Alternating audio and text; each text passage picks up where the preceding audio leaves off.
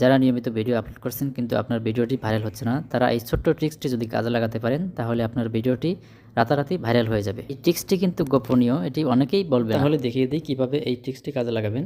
এই জন্য আপনি গুগল ক্রোম ব্রাউজারটি ওপেন করবেন। গুগল ক্রোম ব্রাউজারটি ওপেন করার পর youtube.com লিখে সার্চ করবেন। youtube.com লিখে সার্চ করার পর আপনার সামনে এই পেজটি চলে আসবে।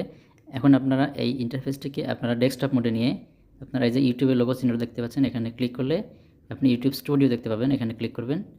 ইউটিউব স্টুডিওতে ক্লিক করার পর আপনার সামনে নতুন একটি ইন্টারফেস চলে আসবে।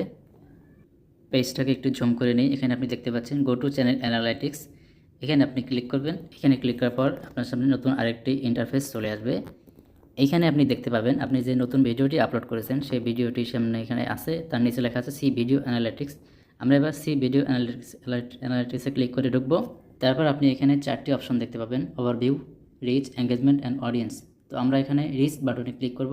রিচ মেনুতে ক্লিক করার পর আপনার সামনে নতুন একটি পেজ চলে আসবে। এখানে আপনি দেখতে পাচ্ছেন ইউটিউব সার্চ টার্মস, অর্থাৎ ভিউয়ার্সরা এই লেখাগুলো দিয়ে সার্চ করার কারণে তাদের সামনে এই ভিডিওটি এসেছে।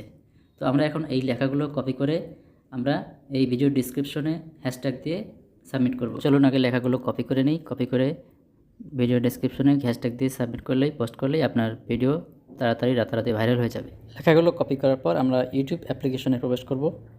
ইউটিউব অ্যাপ্লিকেশনে প্রবেশ করে নিচের এই মার্কিং করা এই জায়গা থেকে ক্লিক করবেন। এখানে ক্লিক করার পর আপনার ইউটিউব চ্যানেলটি চলে আসবে। এখন আমরা ইউটিউব চ্যানেলে আমাদের যে ভিডিওটি ওখান থেকে দেখেছি সেই ভিডিওটি ডান পাশের 3 ডট মেনুতে ক্লিক করবেন, তারপর এডিট বাটনে ক্লিক করবেন।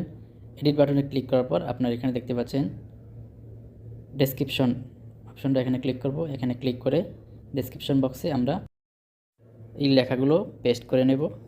লেখাগুলো পেস্ট করে হ্যাশট্যাগ দিয়ে আমরা এই সেভ বাটনে ক্লিক করে সেভ করে নেব, তাতেই আমাদের ভিডিওটি আপডেট হয়ে যাবে।